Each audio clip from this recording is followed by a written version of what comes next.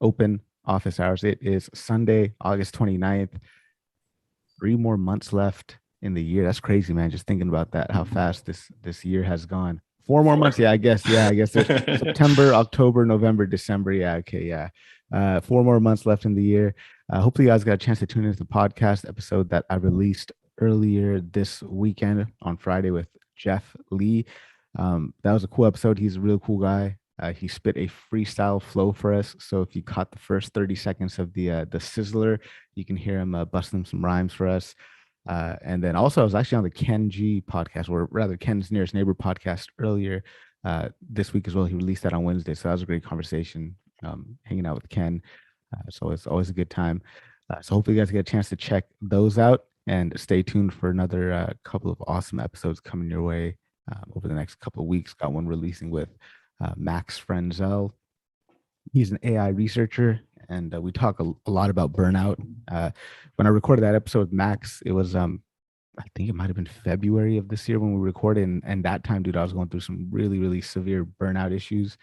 And so it was nice to just kind of open up to him and talk about that and get some tips on how to deal with that.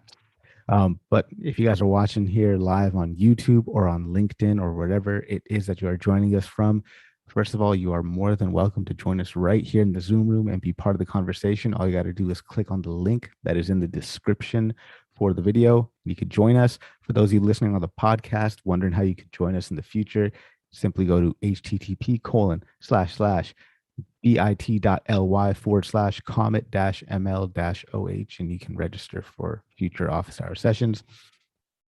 So if you got questions wherever you're watching, go ahead and drop them right there in the comment section or right here in the chat if you're here, and we'll get to them. So let's go ahead and start taking some questions. Christoph, I know you said you had a question queued up for us here, man. So let's dig into it. Everybody else listening, all questions are welcome. I see a few new names coming in here. Rishi, what's up? Prashant, what's up? Deepak, what's up? All questions are welcome, man. Any questions you guys got, whether it's career related, productivity related, life related, whatever, man, everything. It's all fair game here. Christoph, go for it. I'm not able to hear you, unfortunately. So there's some audio issues. If not, in the meantime, Calcub, I know you had a question that you're burning to ask me. So or something that you want to discuss. So by all means, man, Calcub, go for it. If you're still there.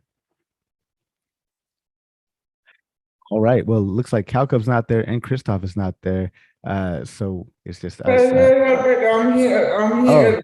all right. Good, man. Good to have you back, man. What's going on?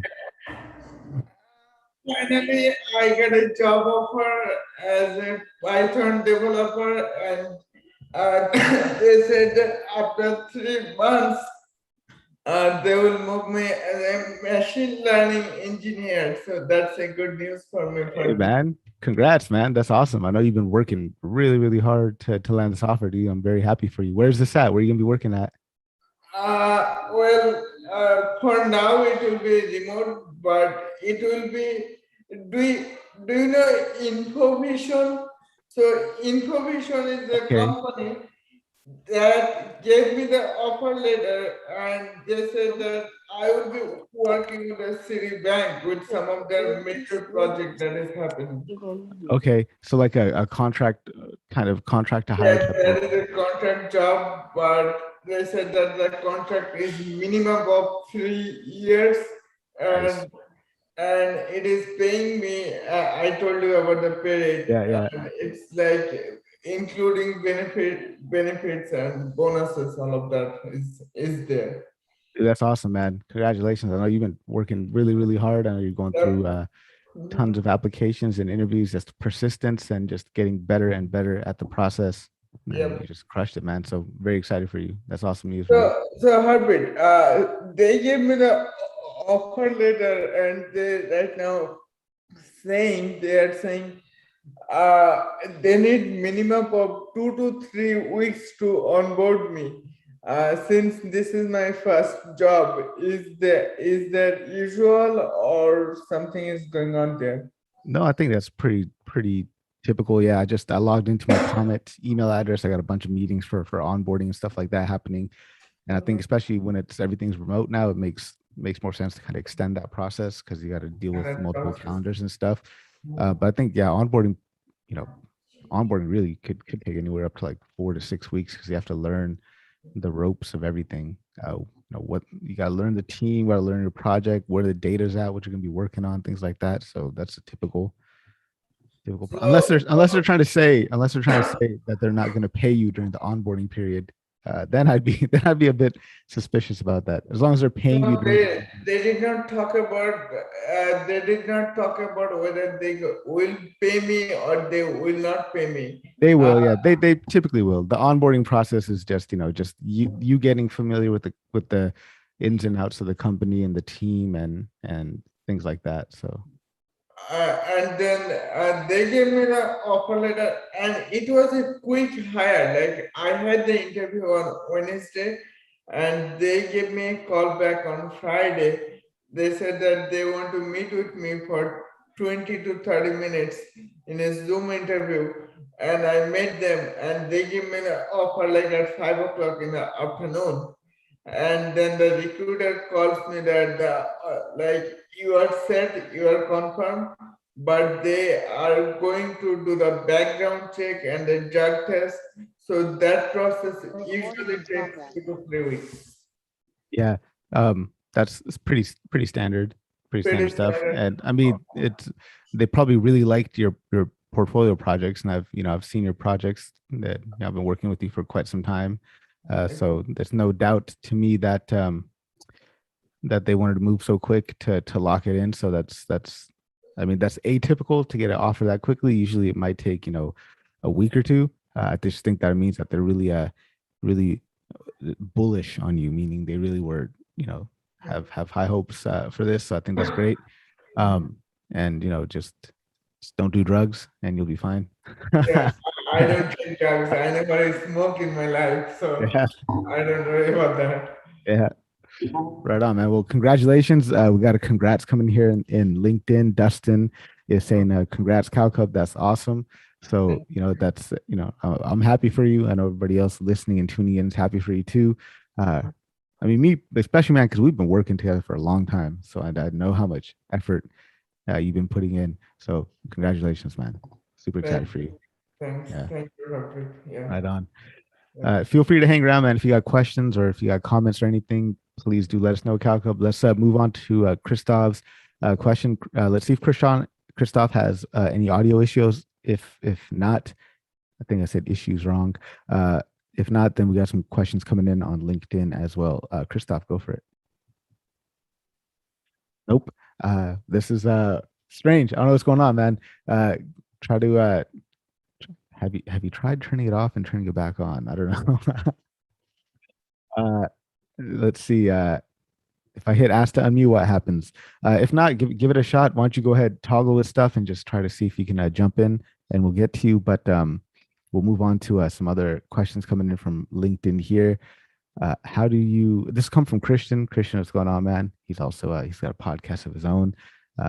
Good friend Christian. How do you suggest navigating balancing deadlines and data debt creation with the business? And this is a data engineering question. Let's see. How do you suggest navigating balancing deadlines and data debt creation? So, what do you mean by data debt creation? Do you mean like technical debt? Um, Christian, if you could jump into the room and uh,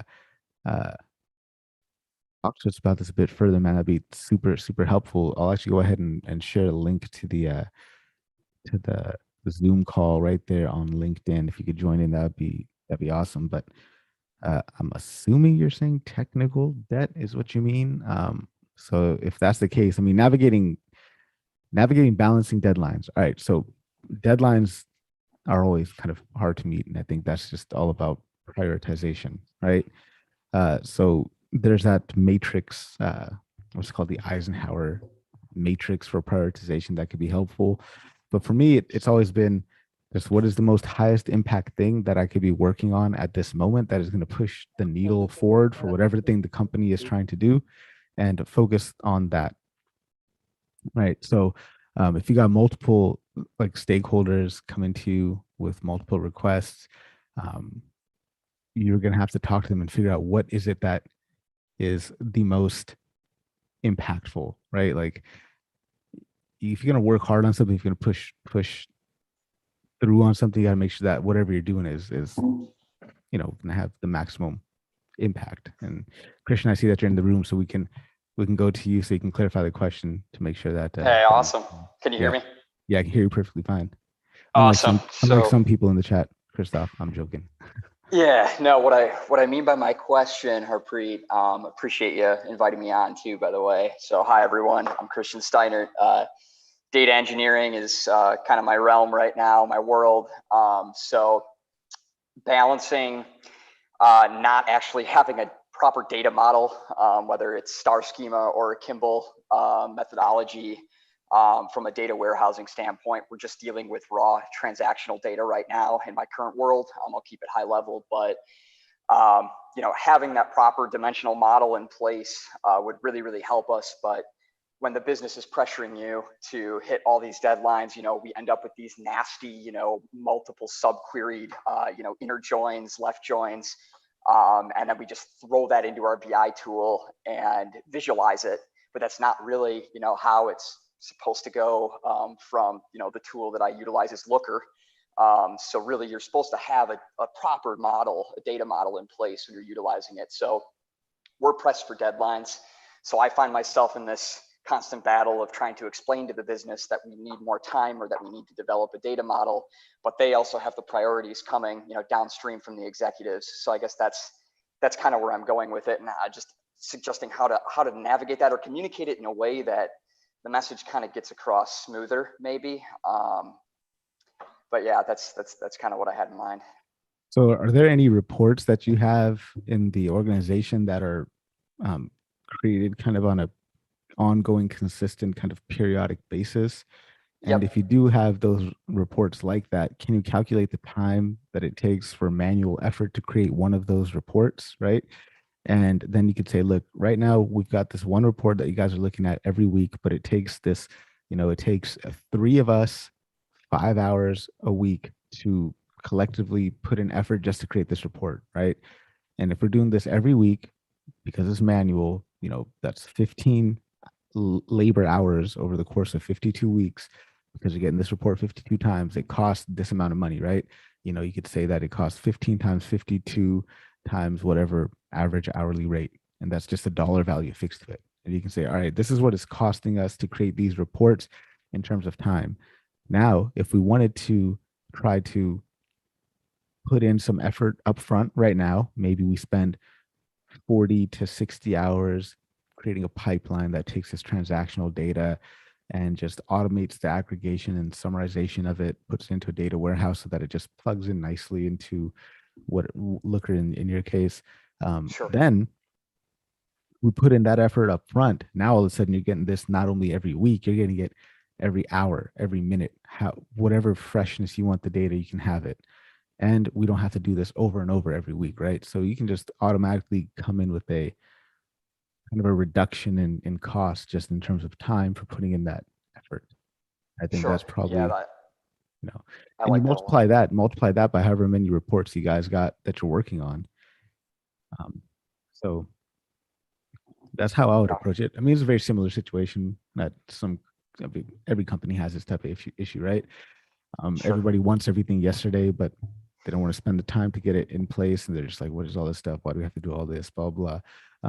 But you want to make it look and feel like nothing changes for them. Just explain that to them. Like, look, you don't have to do anything different on your end.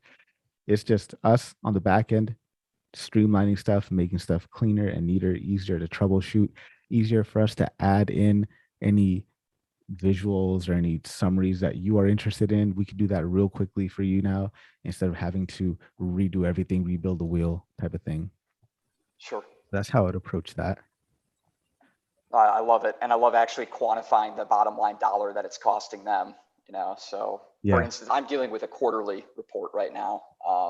So that's as far as I'll get into it, but Yeah. it's just been a challenge. And we found a hiccup on Friday, and it's like the deadline is Friday. It was Friday. And so now, all of us engineers are like scrambling to have to include this inner join potentially it's like a two subquery inner join, because it's just wild, because the ERP that we're utilizing to pull this is transactional. So it's very dynamic fields that can change depending on how you subquery it. So yeah, it's just been it's been a lot of learning for sure.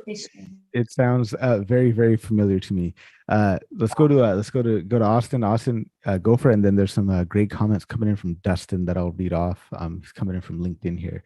But go for it, Austin. Sure. I think there's like a more general sort of premise here, which is, and I think no matter if you're working in the kind of role you're working in, Christian, or what I do, sort of in this like head of community and trying to this communication to business stakeholders is like to find ways to like to speak in their language, because like I think the struggle is like these kinds of things are deeply personal, right? Like you're having to experience this thrash and this difficulty in getting your project done. So to you, it feels like I can't, like this is personal. Like I can't do this work and my team can't do this work. And so but like figuring out a way to turn it around and pitch it to the leadership or whoever it is in a way that speaks their language. So it's like bottom line dollars, or excess resources they're spending, or showing them what the before and after looks like somehow, some way that puts it in their context as like business leaders, and is empathetic to like what they have to, who they have to report to, and who they have to sort of like work it up the chain. It's not always easy, but I think like the more it can become depersonalized and about like the goals of the organization writ large. It's like we're doing this thing at Comet where we're sort of looking at our documentation and thinking about a refactoring of it. And, instead of just like going off a hunch of how we feel, the way we're getting green light on this is to go, do a survey with our users and do some EDA on that, and like do this whole process so that when we go to the leadership, it's like we're speaking their language about like, we're responding to this user feedback and we're going to execute this in this very particular way. So having that sort of ammunition that speaks in their language, I think is super important no matter what you're doing, whether it's a data position or something else. But I think in this case, it's like, I think Harpreet's exactly right, is putting together like a bottom line calculation is speaking their language. So that's the general point, is that like, what is it that they need to hear to implement that into their like view of the company or in their context, I think is a general point, is important. Yeah, I appreciate that so much. And too, like being newer to data engineering, you get so in the weeds with, because I'm like trying to learn about data warehousing right now, learning about the ETL behind it, and then Looker on a very admin level, something I never had to worry about as an analyst. I get so in the weeds, I forget to kind of take a step back from that business context, which seems obvious, but I guess it's not all the time for me. So appreciate it. I'm going to read off some comments coming in from LinkedIn from Dustin, then we'll go to Paul. So Dustin's saying, I try to spend some time each Sunday evaluating the best way to spend a majority of my time for the week based upon what will add the most value to the business. I really like that approach. That's kind of similar to the approach that I do with these have like a blank sheet that I fill out every Sunday and just talk about what it is that I plan on accomplishing over the course of the week. I've yet to fill mine out. Dustin also says dedicating time to things that will have a high long-term return, such as automation, fall into the important but not urgent category, which it's so important to block and dedicate time towards regularly. Thank you, Dustin, very much. And Dustin, by all means, man, click that link right up there and join us in the room if you're free. Paul, man, good to meet you. I don't think we've ever met. Thanks for coming and hanging out with us. Go for it. Yes, thank you for having me. This is really cool. I just logged on to LinkedIn and I saw people talking about data science. So I was like, all right, like I'll hop in for a sec. Awesome, man. Yeah, happy to have you. Thank you. Yeah. So I was curious about transitioning from analytics into data science as a path rather than just going for a master's. I didn't plan on doing a master's, and I thought it would be like smoother to go from a data analyst into a data science position, because then I would have been working with data for a while. But do you think that step is even necessary? Or after, so I'm a student right now, and I graduate in a year, and I'm studying data science. So when I graduate, I was planning on just going for the analyst job first and then trying to go into data science. But do you think that step is necessary, or should I just apply straight for data science positions? Yeah, few kind of points in there. I think definitely start applying for data science positions. Why not? But then also apply for data analyst positions. The question about, do you actually need a master's to get into data science? I don't necessarily think so. It will be helpful, absolutely. But like, let's kind of dig a little bit more into that. Like, so you're currently a student. Are you also working as well, or do you have prior work experience? Or are you a student in graduate school, or are you a student in undergraduate school? I'm an undergraduate, and I'm currently working for a Blue Bonnet Data, which is like it does. We do data analytics for political campaigns, and I Nice. also think I'm Interesting. going to start on a research project.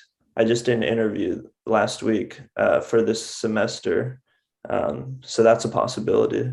And they're both Nice. kind of analytics based, like using Tableau. Yeah.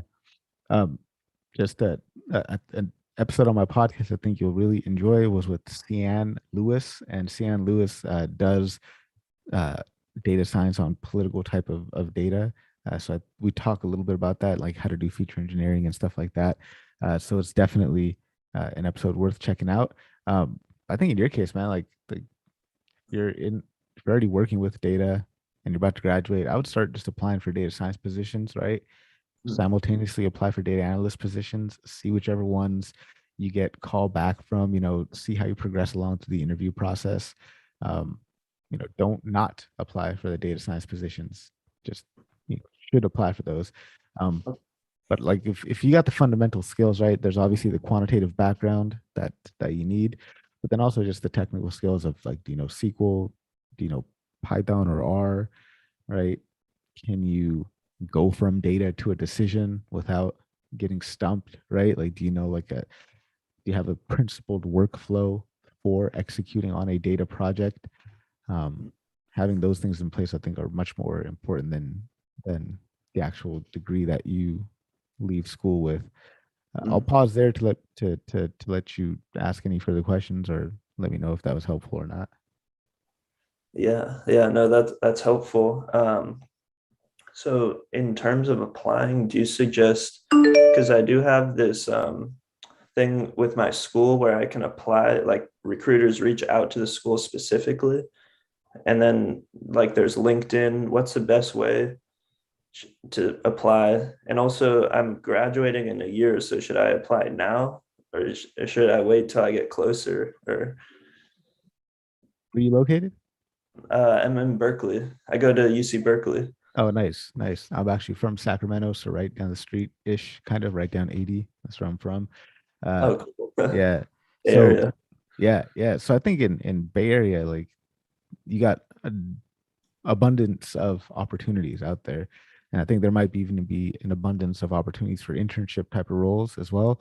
So I think maybe from now until the next like 4 to 6 months, try to apply for internship roles, and then once you're like 6 months from graduation, then start applying for those full-time roles. I think that's a good kind of cadence to do it. I know Calca was here talking about how he got hired in like a day. That's not typical.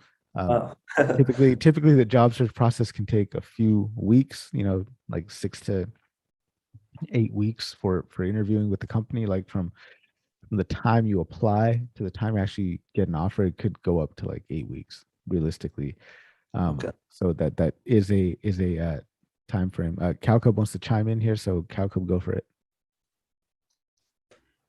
So for you, Paul, I said since you are still in schools, right? For me, I mean, you don't have to. You can totally ignore my advice or recommendation. Right now, the way the job market is, for example, I was with Harpreet for over a long year. I met Harpreet like in the beginning of January. He was pushing me to keep applying, keep applying. Well, that is true. But my experience is that right now, nobody wants to hire a machine learning engineer from start. Well, that is my experience again. So since you are in school, try to get some kind of Python developer internship where you could get some hands-on activity, like you are building a model, you are deploying it to AWS, deploying it to Heroku, and then once you put those on your resume, you will see so many recruiters will contact you, even if you don't say you want to be an ML engineer, but they will say, since you got a coding experience, we need someone to do machine learning, and we don't care if you have any experience in machine learning, they will teach you. So you need one experience to really put that on the projects, put that onto the resume, and then you will see tons of recruiters will contact you. You don't even have to look for a job. And it happens for me over the 4 weeks ago. I did not apply to any jobs, but 2,000 recruiters like messaged me in 4 weeks. So, Yeah. so So that I brings me to my second point, like that he's touching mean, on. Another point I want to mention is projects. Like you have to do some projects as well, right? So as much as you can in the next, like now until a year, uh, you want to make sure you do a bunch of projects. So make sure. Like projects with models, like because I have some data analytics projects, Mhm. like using Tableau, but it's not really applying any machine learning yet. Yeah. Those are how to get ready for data science roles by use of the models. Yeah. So I would recommend like three types of projects for anyone's portfolio. Like I think these three types of projects will cover the depth of experience that you would be required to have, or the depth of skills you'd be required to have as somebody breaking into data science. First is just a project where maybe all you're doing is like a data engineering type of project, right? Like something where you're pulling data from somewhere, some source. It could be just getting daily data from the Weather Channel, right? API, and then doing some manipulations and aggregations or whatever you want to do, combining that with other data sources, and then pushing the aggregated tables to either a local database or maybe a cloud database, right? Data engineering type of project, essentially an ETL project, right? Second type of project I would suggest is one that's heavy on exploratory data analysis, heavy on statistics and things like that, right? So that would be kind of more of the analytics-ish type of project.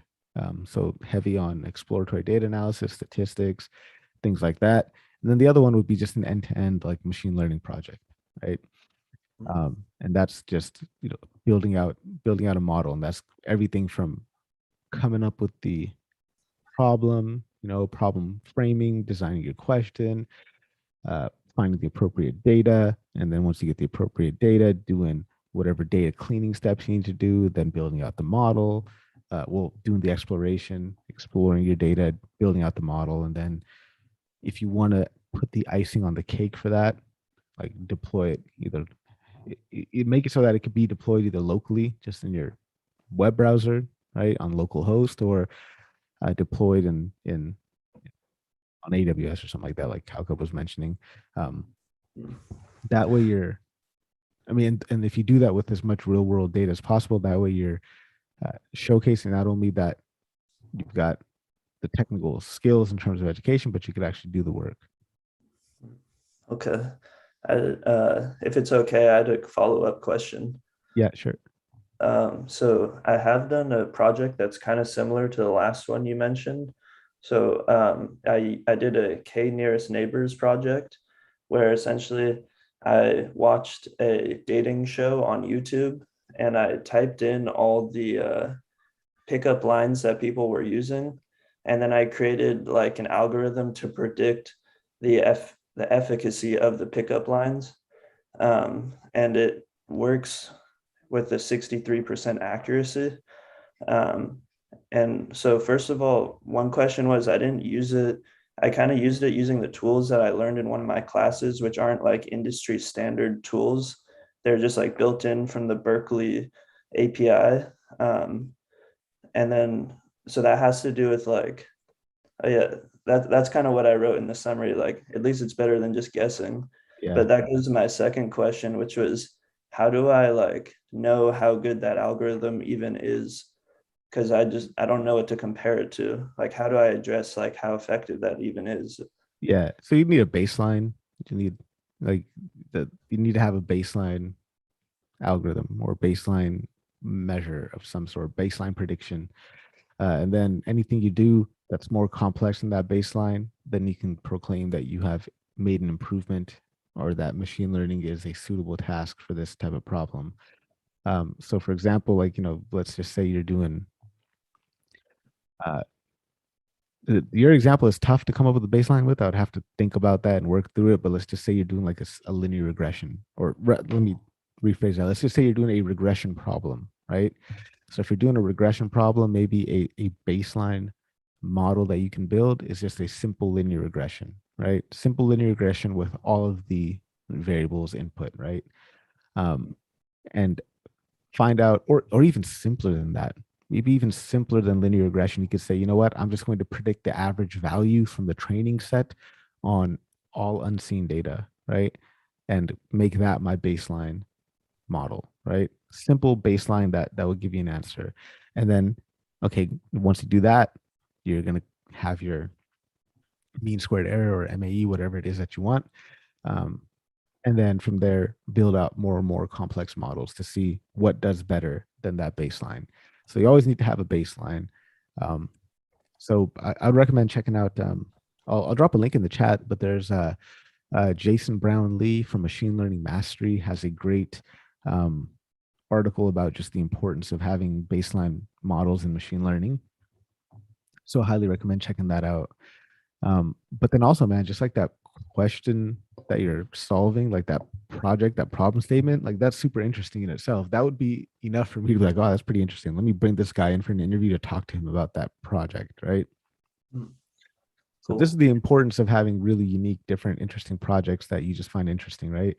Um, right. And as long as you're able to paint a story about why you did that project and talk about it in an interview, make it interesting, and then walk somebody through your entire process. How did you collect data? How did you clean the data? Why k-nearest neighbors and in your entire thought process. If you talk about that not only in the project in like an executive summary, but if you talk about it in the interview itself, that's gold, man. So Oh, nice.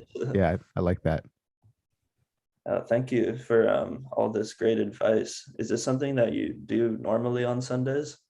Yeah, so I got two sessions. So this one is every Sunday. I'll drop a link to register in the chat. There actually might be there might be a link to register in the comments, but I'll drop a link to register there. So we got one on Sunday and I got one on Fridays as well, 4:30 p.m. Central Time. Nice. Oh, Yeah. that's awesome. Thank you so much. Yeah, Harpreet. definitely. And you know what? It gets messy experimenting with machine learning.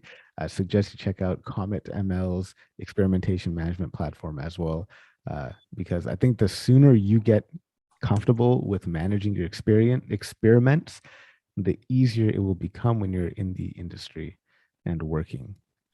And it's just part of more principled workflow as well. So definitely keep an eye out for more awesome content coming from us in the near future. Nice. Sounds good. Thank you. Right on. Cool. Feel free to hang around by all means. And I'm checking the chat here. Natasha, how's it going? Natasha suggesting the same thing, do projects. Yep. Christoph saying 63% is better than random guessing. Yep. And Christoph wants to know, what did you learn for the project? Sorry, what did you use for the project? Python and scikit-learn? Yeah, so I use Python and then I just use like a UC Berkeley plugin to do all the data analysis and like table manipulation. And then I kind of just built the k-nearest neighbors from scratch, just like based off of a lab that I was doing in the data science class. So like we did a lab about k-nearest neighbors and it was about like predicting the genre of a movie. So then I just took everything in there and then just did it with these pickup lines instead. So yeah. Austin, go for it. Yeah, I have one thought, Paul. Just and I don't know technically how this would work exactly, but once if you're sort of worried about industry standard and using something like the sort of Berkeley system for this, I think one thing you could do is if it's an interesting project to you that you want to pursue or push a little further, you could sort of reproduce it using sort of more tools like scikit-learn or like that are out there that the industry is using, and so that sort of can like help you become more comfortable with those and actually show then a very unique project through those tools. And you've already done a lot of the heavy lifting up front to like set up the project and come up with the approach and everything like that.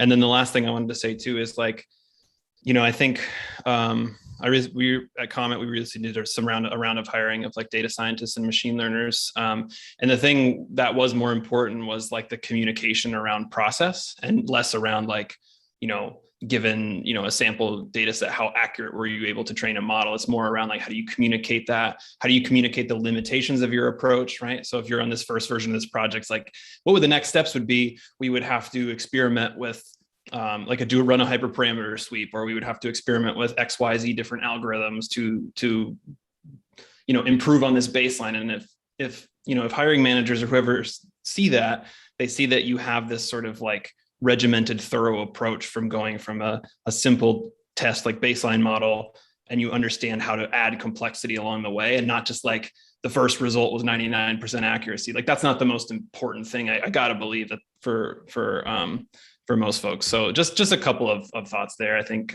reproducing that experiment using more common tools, and then sort of like really leaning into that communication and expressing the limitations and being okay with that, I think is super important. Yeah, excellent skills to have like as a professional data scientist as well. Might as well start developing those now so that you just are streets ahead of your competition. Yeah, I think I'm gonna open this project up and try it again because I'm taking a class where we're learning more about machine learning, but using like pandas and like NumPy and all the just like industry standards. So I think I'll just try to, like you said, just like transfer it onto those instead. Yeah, thank you, Austin. Yeah, and there's a link right there in the chat for the article on baselines. Anti is saying reproducing a project, whether someone else's, say translating from Python to R, or your own, an old project that you now know how to do better, have been the ones where I feel I've learned the most. 100% agree with that. Revisiting something and just trying to make it better is definitely a good way to build your intuition and feel better about how far you've come since you first started it. Shout out to everybody else that joined in the room. A lot of new names. Well, there were some new names, but they dropped off. Parth, how's it going? Natasha, how's it going? Baba One, how's it going? Balaji, Joshua, Auntie, what's going on, everybody? If you guys have questions, feel free to let us know. Looking into the chat here on LinkedIn. By the way, folks tuning on LinkedIn, there's like 20 of you watching. By all means, let me know if you guys have questions, or just click on that link to come and join us into the room. Mark is asking, what is your preferred platform for model deployment in both cloud and hybrid environment? It's going to be whatever the company that I'm going to work at is using. I guess that would be the way I'd answer that. Yeah. Do you want to come into the chat and talk to us a little bit more in depth? Mark definitely would love to chat. But yeah, that's what I would say is whatever the company is already using. But if you're doing something just on your own, I hear using AWS is fairly easy. So is GCP. I think they're a little bit more easier to use than Azure. In my experience, I've dabbled with both. I just felt like the documentation on AWS was so much more neater and cleaner than Azure. Microsoft's documentation was not that great. It's very hard to do stuff with. So So hopefully that answered your question, Mark, even though it was not really an answer. Let's keep it going. See if anybody else has questions. If anybody has questions, let me know. I don't see anything coming in from YouTube or LinkedIn. Tor's in the building too. I just saw Tor. Oh snap, Tor, good to see you, man. Good to see you Christoph as has, well. yeah, Christoph, you typed your question in somewhere. Let's see if you if your microphone is working or not. Let's give it third time is a charm. Can you hear me? Yes. I changed my mind. Yeah. My question was about the recharge.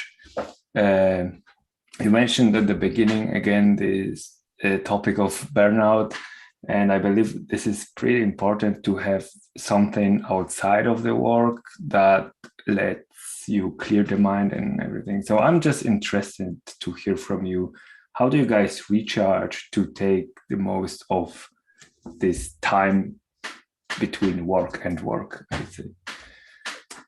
Yeah, man. I wish I had a good answer to that. I wish I had like actual hobbies that were not just learning stuff.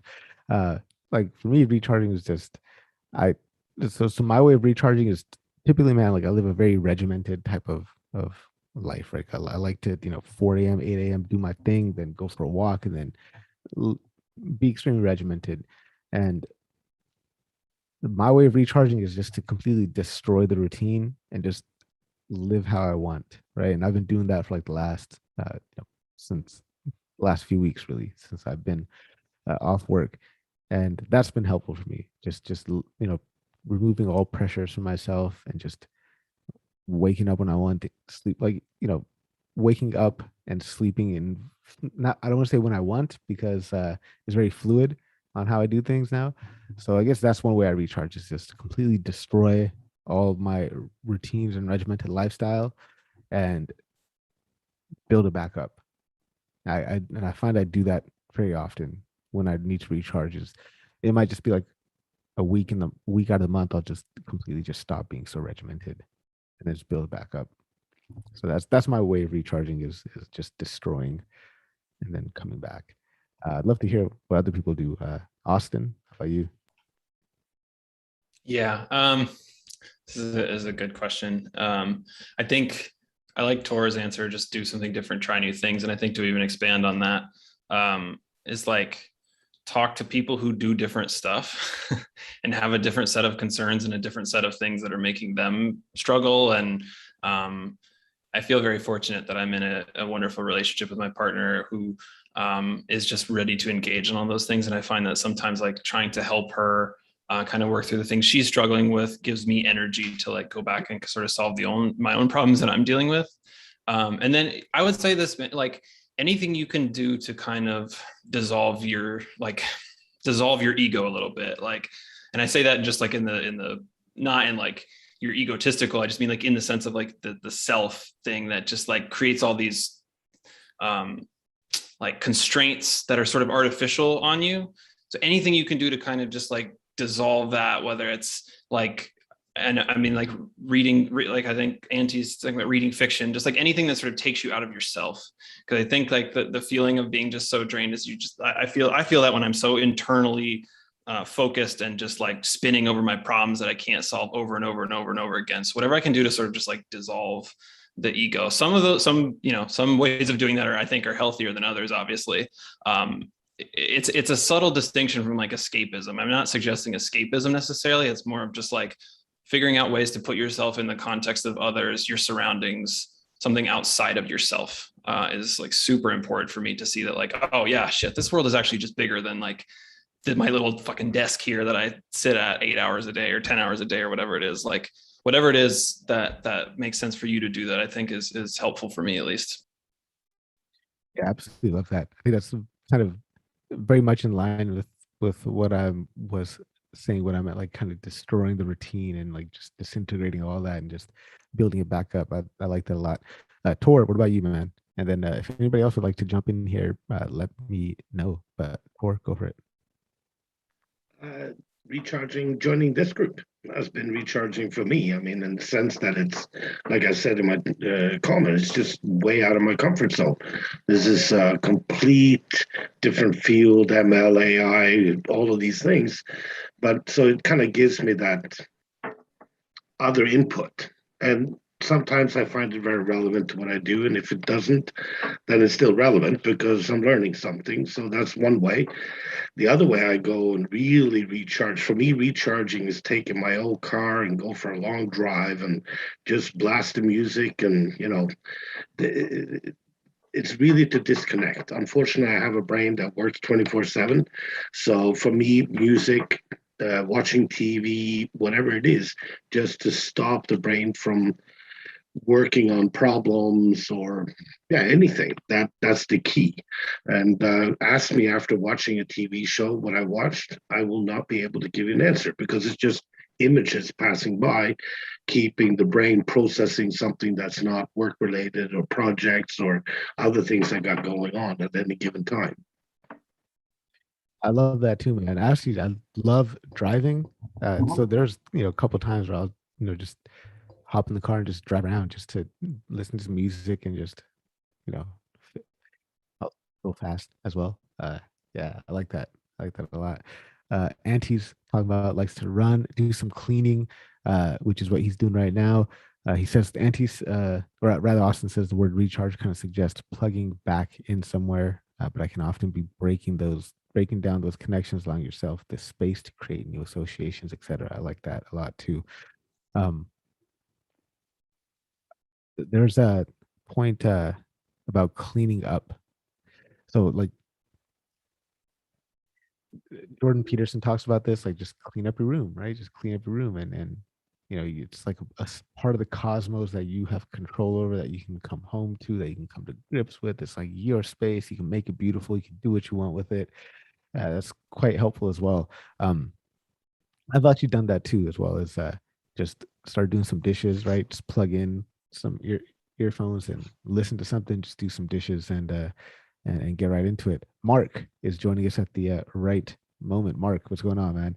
Mark, would love to hear your question. Sorry, your response to this question from Christoph. Christoph is asking us, what do you do to recharge?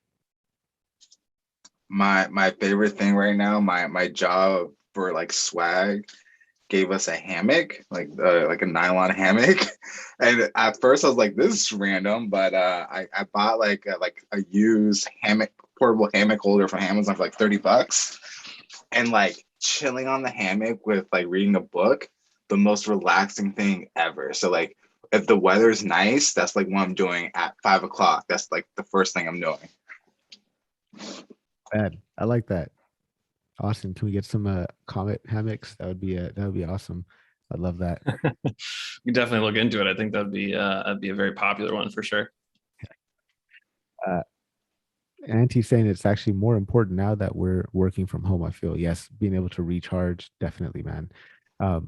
It's weird, man. Like I was just thinking about how over the last year and a half or so, on average, the furthest I've been away from my home on average, it's been like 2 kilometers most. That's so crazy, man. That is like the same 2 kilometers. Like it, it, it gets draining, man. Like switching up the environment, trying to see something different is always fun. I think that's really helpful as well. I used to live by this motto back in grad school, and it was, "What new experience can I have today?" And I feel like I haven't lived up to that in a long time, but I think I'm gonna start reincorporating that. Like, what could I see that's different? What's something new I can experience? What's a new song I can listen to? What's a new uh, YouTube video? I don't know, whatever. Just something new. Experience something new. Christoph, what about you, man? What do you do to recharge? I watch sport when I have got time. I play. I don't play anymore actually because of those restrictions, and because I wake up at 4 and my trainings are like till 11 p.m. So it's either training or sleep. So I choose sleep.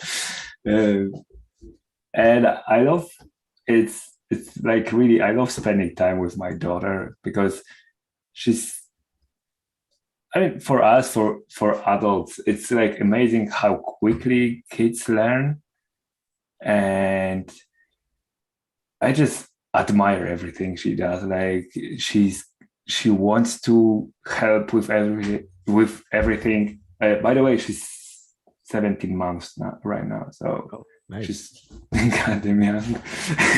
But she loves everything we do. She just wants to copy everything. Like doesn't matter what we do, any little thing that we hate because I mean, like cleaning or everything that we postpone, she enjoys it, and that's given me like new look to everything, and it helps me also to clear my mind. I mean, that's the time when I don't think about data science and reading and stuff.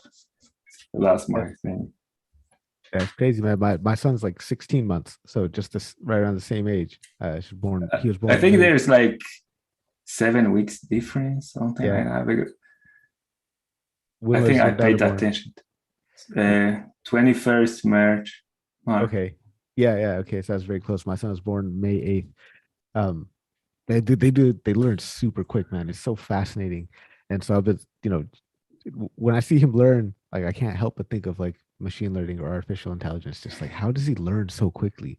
Like I could point to one thing, right? I can point to one car and he knows what one car looks like. Now all of a sudden he knows that everything that looks like this is a car.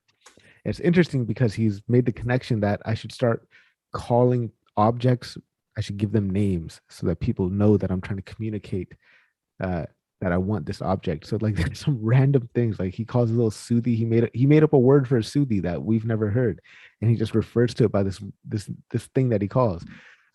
He calls his little Soothie a bitta. I have no clue like, where he came up with that.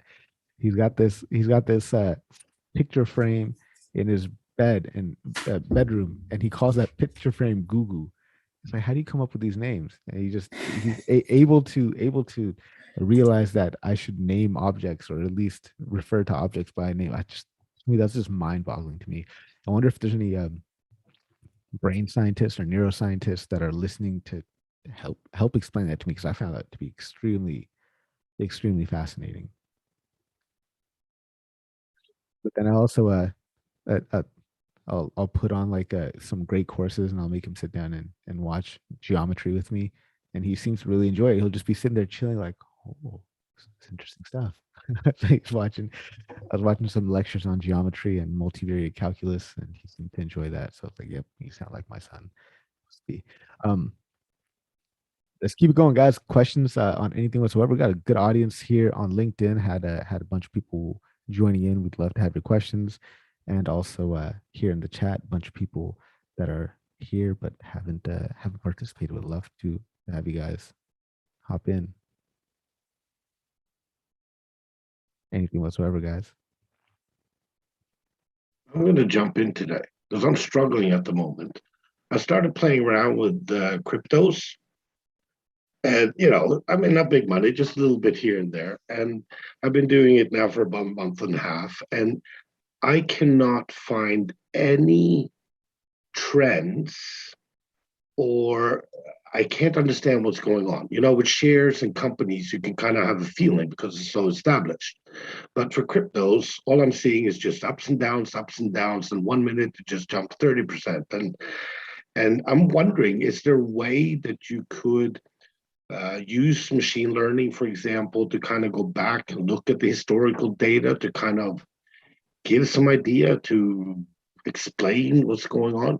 I mean, I have my own personal theories based on my past 4 weeks where I'm saying that it seems to me that the Sundays have a tendency of seeing quite large increases. And I'm figuring, well, they're sitting at home, they're on their phone or laptop, and then they buy. Fridays have a tendency to see drops in the evening, especially. It rises during the day, but it has a tendency to fall in the evening. So I'm figuring probably somebody's sitting at the bar selling off some cryptos so that they can pay for the beer. I mean, there's in a funny way. So I'm just wondering if there's a way to take that historical data, use some machine learning to kind of see if there are a time relationship, relation between time of day, weekdays, etc., versus the ups and downs of the cryptos, versus the main ones, which is the Bitcoin and the Ethereum. I hope this topic can be relevant, but That's a hard question. I mean, it's a question if you knew the answer to, man, we'd be all millionaires. well, that's what I'm trying to figure Yeah. out, you know. Yeah, I wish Carlos. When I I play wish around Carlos with was my here. 50 coins. Yeah. Jump into Christoph here, but I mean, I'd say I don't like with regular markets, right? They have an opening bell and a closing bell, right? So it might make sense to apply some type of time model to those prices, but crypto is like It's 24 there's no 7. there's no market for it, right? So you might need to bring in if you wanted to try to understand how it's And, how and to things are me, affecting it. Yeah, you probably would need to look at like text data. I'd say like scraping Reddit or something and getting some type of and I extra just get information like the that. I just get the feeling that there's kind of like two things going on in the crypto. It's kind of fresh and new. So it's mostly emotions that are running it. It's like what people see on Facebook or read in the newspaper, which is kind of like the ups and downs. Okay, suddenly the Bitcoin takes off and then everybody's buying Bitcoins. But I think there are a few people that are doing this more professionally in the sense that they have some kind of I'm thinking, if there was a algorithm or some sort that you could say that if it increases 20%, you sell 20% of your coins.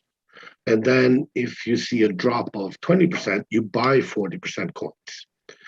And to me, this kind of over time, I would like to test those things, like those kind of what if, okay, based on historical data, if I was putting in these parameters, and could I build that into an ML, then I could then actually play with it to give me some, okay, this would happen if I had done this over the past.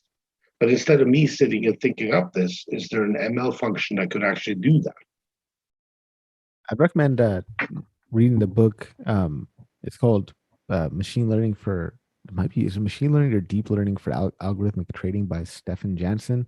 I haven't gone through the book in its entirety, but I know it covers a lot of the type of topics that it seems like you might be interested in.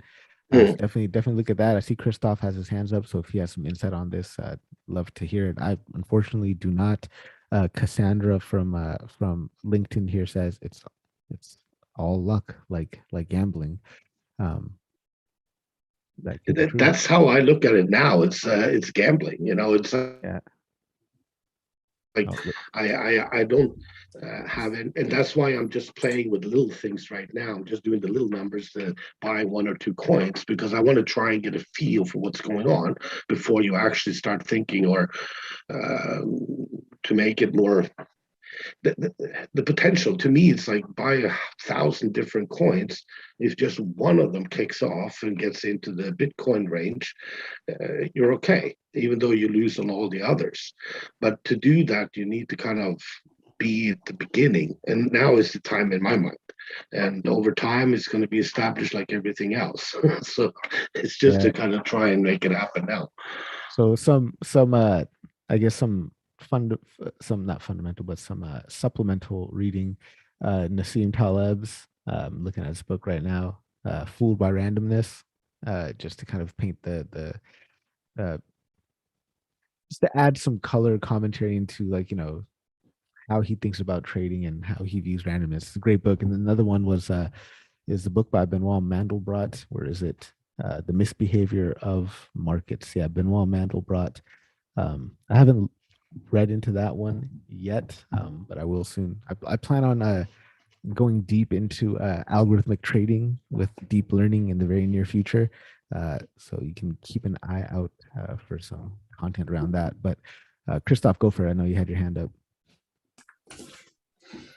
I was just thinking, how many people who are like total advanced, like professors and people with multiple years of experience in AI and deep learning and stuff, how many of them are buying based on their models? And I think there are very few, if any, because this doesn't work like that. I mean, there you may find some trends. There is, of course, something like time series analysis, and you do it with like different kind of deep models like recurrent neural networks. There are those memory sets like LSTMs and stuff, but you can't predict the future, and you'd have to predict what Elon Musk is gonna tweet tomorrow, or I just don't know. I don't believe that any people who do have experience and they could do it because they already have enough knowledge that they do it because they know it's not doable. That's my opinion about that. Really good comments coming in from Rodney here on LinkedIn. Rodney saying that machine learning is bad at explanations. That's why there's all this debate around explainable AI. He also says that crypto is a time series problem. It is extremely hard to beat a random walk. I agree with you on that one as well. The crypto market is largely speculative. Almost everyone is trading on noise. And that's what I agree with. But let me give the reason why I got into it. For example, I mean, with all these new online banks, etc., I signed up for an online banking, and now they're offering to buy and change cryptos. PayPal is now introducing it. So basically, it's now coming out to the general public. And in my mind, the general public, including me, has absolutely no clue. But yet I've started buying, a little bit here and there. This, to me, means that the demand will increase. And it's going to increase rapidly in the future as these online banking services, et cetera, is going to start to offer the service. And I mean, all the warnings are there. Don't invest if you don't know, and blah, blah, blah. And that's fine. But, we know how people are. It's like you said, the Twitters and Elon Musk and the latest news, that's going to trigger it. But the impact of those triggers are just going to be so great because now more people have access. I believe that Bitcoin previously, it's more difficult because you have to have an exchange platform, an account in the beginning, and it was more all of these, to get into it was not easy. Now it's becoming so easy that the volume is just going to be driving the force. It's going to be a driving force. That's what I believe. And that's kind of why I'm now kind of thinking that maybe it's not because I believe that Bitcoin makes sense or any of these coins actually has some, it's not like a company where you have a share value. The coins are more feelings, like the guy mentioned. So this is why I wouldn't mind see if I could find a project and find somebody who can make this program and I could do the analysis. Yeah, I think the more interesting thing is actually just the blockchain technology itself, right? Like, Bitcoin is just one implementation of blockchain, but just the blockchain technology itself, like the applications of that are far ranging that it can have effects on the future that we can't even imagine, right? Like Bitcoin can just be like, I'm dating myself here, but Bitcoin can just be the Friendster right now, right? Of social media, right? Because before there was Facebook and all that stuff, there was what, Friendster, MySpace, whatever, right? But social media as a thing is the larger trend that should be paying attention to. Kind of the same analogy I want to make for blockchain, right? Like Bitcoin is just one implementation of it, but the technology itself is what we should be paying attention to. Mark, go for it. And then after Mark, Auntie, I see you're unmuted as well. So if you want to jump in as well after Mark, go for it. Yeah, that was a perfect segue to the point I was gonna make. I put in a link to Carlos's book for decentralized finance and blockchain, where is it like a pretty good intro into understanding the space. It's donation based, I believe, so it's a great book and fun to read. But essentially, similar to what Harpreet was saying, is I think one of the main things is that you need to look at the underlying technology for these new coins. So it's like a lot less random in that sense, where you're actually more so like approaching it like an investor in a way, not an investor as a consumer, but like investor in a business, where you're seeing like what are the type of contracts, how is this coin devised, like what's its business utility used for that. So for example, for like, and I'm not a blockchain crypto expert, so take it with a grain of salt. But like Bitcoin, that was like one of the first market to show proof of concept of like blockchain working in a financial institution or a financial tool. But then you have Ethereum, similar thing, but it's like all around smart contracts and having a method in which you use crypto to set forth like contracts and actions to execute kind of automatically. And so like there's different types of like underlying technologies and like implications and uses. There are like stable coins that like match the value of the dollar, right? Which has another utilization. And so I think it's like less about like what's gonna be the next hot thing in the sense of like what's gonna pop off. There's no way to really like understand that because it's like completely like noise, right? But rather like what's the underlying technology of like why is this coin being built? What's its purpose? What's its unique? What makes it unique for further adoption among others? Like so, and to kind of talk about like the randomness, like Dogecoin, Doge, whatever the hell it's called. That's crazy popular, and it was created as a joke. Like it wasn't even tried. It's got memed into existence, right?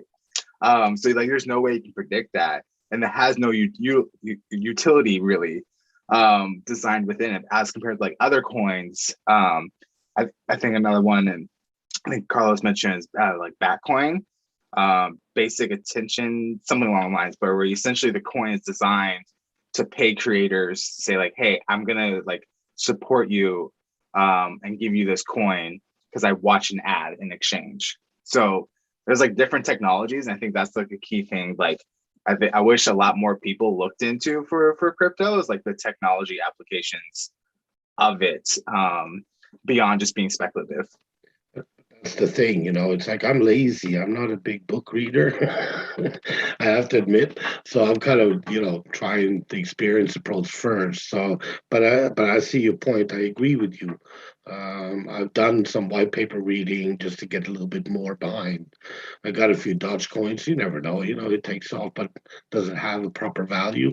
When you read the articles from people that quote unquote understand the industry, they're all saying the Dogecoin is nothing. It's just emotions because doesn't have there's no purpose. It doesn't have you can't use it for anything at this moment. But then again, one day maybe somebody figure a way to use it for something. Who knows?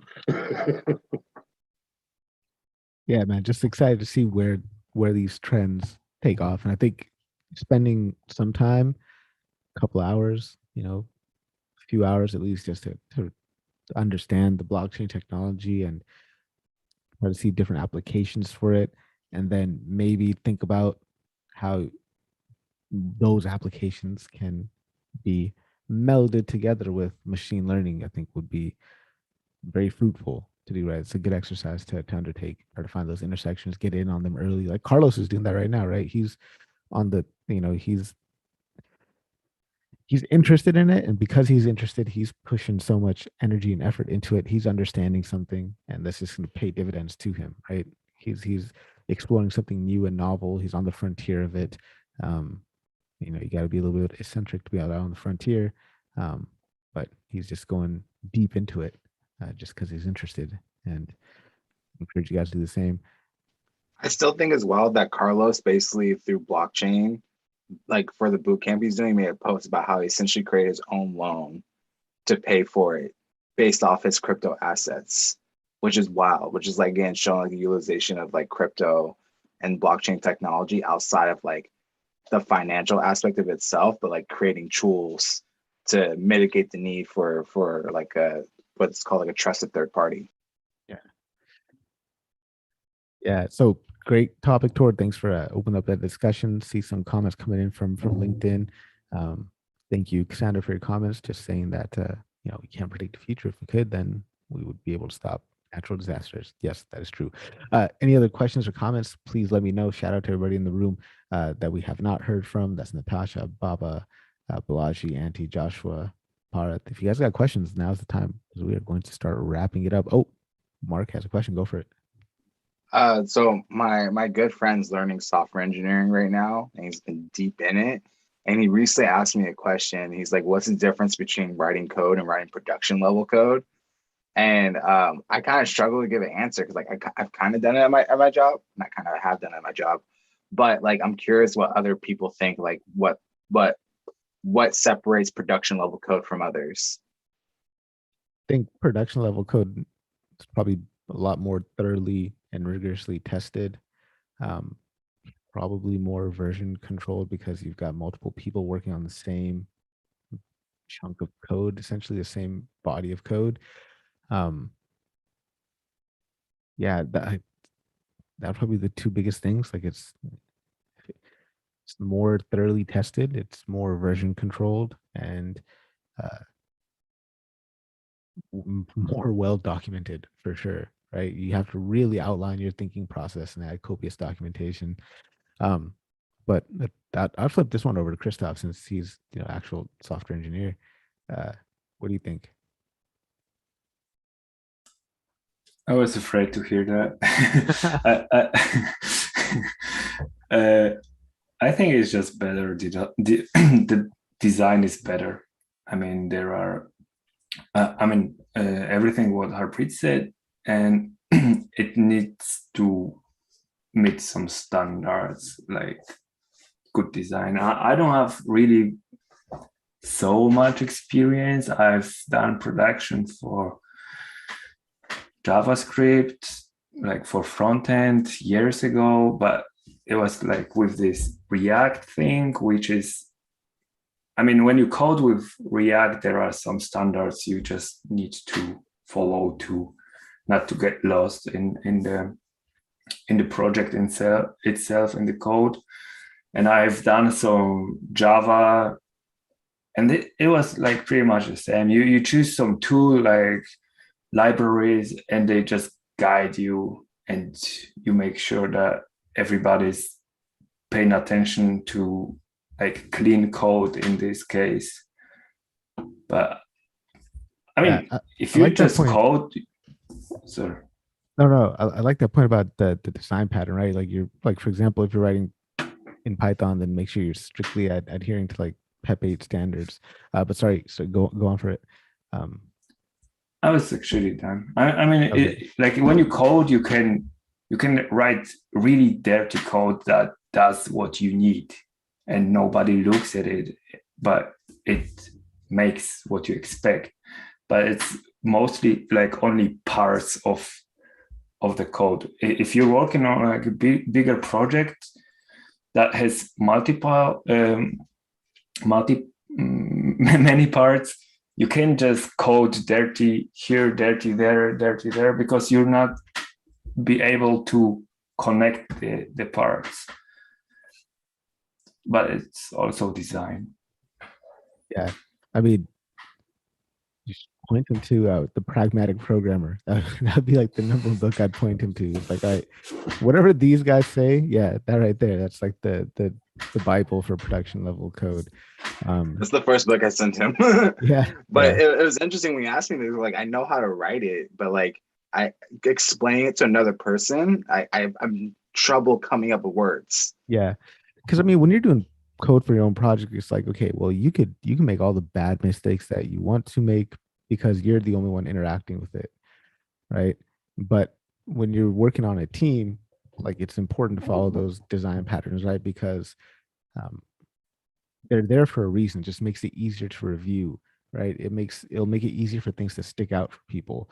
I was reading another book by Andy Hunt, which was Pragmatic Thinking and Learning, and he was talking about the importance of how following good design patterns and following the design conventions, for example, PEP 8 just reduces the cognitive load for somebody who is reviewing your code.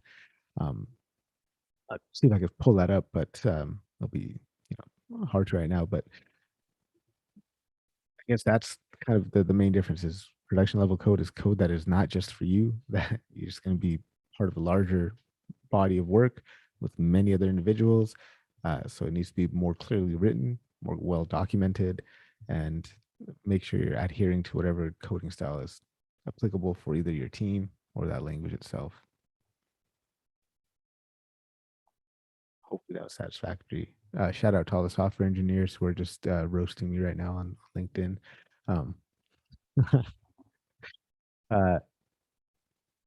Cassandra's asking what's the relationship between deep learning and Bitcoin technology. I don't know yet. You would have to explore that. I'm sure there could be some connections, could be some applications. So definitely worth exploring. Questions, last minute questions for anyone else? Please do let me know.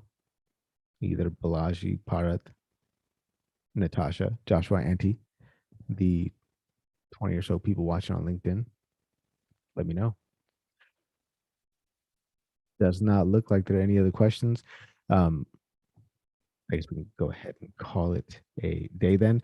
Guys, remember next Sunday will be, we're actually going to be off next Sunday. My wife and I will be in Vancouver, BC. Just chilling out a little bit, leaving the baby with 4 grandparents here. I think he'll be well taken care of. So we will not be here next Sunday, but possibly the Sunday after that. I think we're gonna have to get that schedule set up. Don't forget to join in on the happy hours on Friday. This Friday, I've got our community member Antonio taking over the role of host for Friday's happy hour session. So that should be fun. Definitely make sure you guys show up, support him, come with some good questions, keep the conversation lively and fun. Don't forget to tune into the episode I released with Jeff Lee earlier this week. Check out the interview that I did with Kenji as well on his podcast, and let me know what you guys think. Thanks for joining us, guys. As usual, remember, you've got one life on this planet. Why not try to do something big? Cheers, everyone.